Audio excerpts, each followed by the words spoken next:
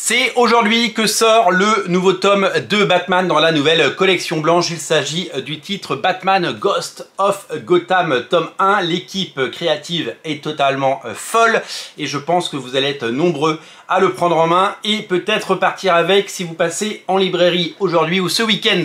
Il s'agit tout simplement d'un titre venu des États-Unis. Vous le savez qu'aux États-Unis, il y a deux séries Batman. Il y a la série principale Batman qui est dessinée par Jim Lee en ce moment avec les épisodes de Batman Hush 2, la série qui était donc dessinée par Jorge Jiménez sur des scénarios de Chip Zdarsky ou des scénarios de James Tynion IV avant, donc la série régulière Batman, celle qui existe depuis des centaines de numéros. Et à côté, il y a la série Detective Comics. Les deux séries cohabitent, ce sont deux séries dans lesquelles il y a des aventures différentes de Batman. Elles n'ont pas tout à fait la même tonalité, mais elles se passent en même temps. Voilà, deux séries pour plus de Batman. Une série Detective Comics qui porte bien son nom, puisque c'est souvent des enquêtes. Hein. C'est le côté détective de Batman, c'est peut-être un petit peu moins le côté super-héros, mais c'est le côté enquêteur qui résout des mystères.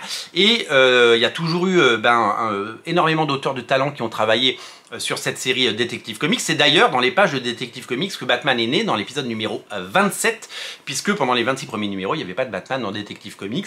Et puis, comme le personnage a plu, eh bien, il a continué à habiter les pages de cette série Detective Comics. La série Batman a été créée plus tard, et la série Batman est devenue évidemment la série principale. Detective Comics, c'est la série un peu secondaire, mais il y a toujours des talents. Plutôt que d'appeler ça Detective Comics, eh bien, à chaque changement d'équipe créative, eh bien, Urban Comics décide de proposer un nouveau tome 1, parce qu'un nouveau tome 1 c'est toujours plus facile évidemment à acheter qu'un tome 8 ou qu'un tome 18, et que commercialement, un tome 1 ça se vend mieux qu'un tome 8 ou qu'un tome 18, parce que il y a une attrition des ventes naturelles qui se fait, il y a toujours moins de ventes d'un tome 2 ou d'un tome 3 que d'un tome 1, et donc du coup pour remettre un petit coup de projo et un petit coup de pub, eh bien un nouveau nom est donné. Là ça s'appelle Ghost of Gotham, la série ne s'appelle pas du tout Ghost of Gotham aux États-Unis, mais c'est le titre choisi par Urban Comics pour nous proposer ces épisodes. Et d'ailleurs aux États-Unis ce n'est pas un nouveau numéro 1, il n'y a pas eu un nouveau Batman Detective Comics numéro 1, ça republie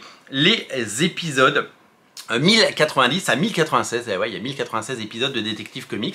Et donc, comme à partir du 1090, de l'épisode 1090, il y a eu un changement d'équipe avec l'arrivée de Tom Taylor au scénario et l'arrivée de Michael Genin au dessin, Janin, je ne sais pas comment on dit, je crois qu'il est d'origine ibérique, eh bien, sachez-le, c'était un nouveau départ et c'était une nouvelle histoire qui commençait. Donc pour donner toutes ses chances au produit et à cette série qui mérite évidemment d'être lue, je vous invite à découvrir ce récit qui va retourner évidemment dans le passé tumultueux et tourmenté de Bruce Wayne, la perte de ses parents et tout ce qui l'a amené à devenir ce super-héros masqué. Tom Taylor, on le connaît, c'est le scénariste d'Injustice notamment, il s'est fait connaître avec Injustice, mais c'est surtout récemment le scénariste de Nightwing, c'est lui qui accompagne le destin de Nightwing, et je sais que vous êtes très nombreux, ça fait partie des séries qui marchent très bien chez Urban. Nightwing bénéficie d'une cote de popularité et d'un run exceptionnel depuis quelques années grâce à la plume de Tom Taylor. Au dessin, c'est quelqu'un qui a déjà dessiné Batman, il s'agit de Michael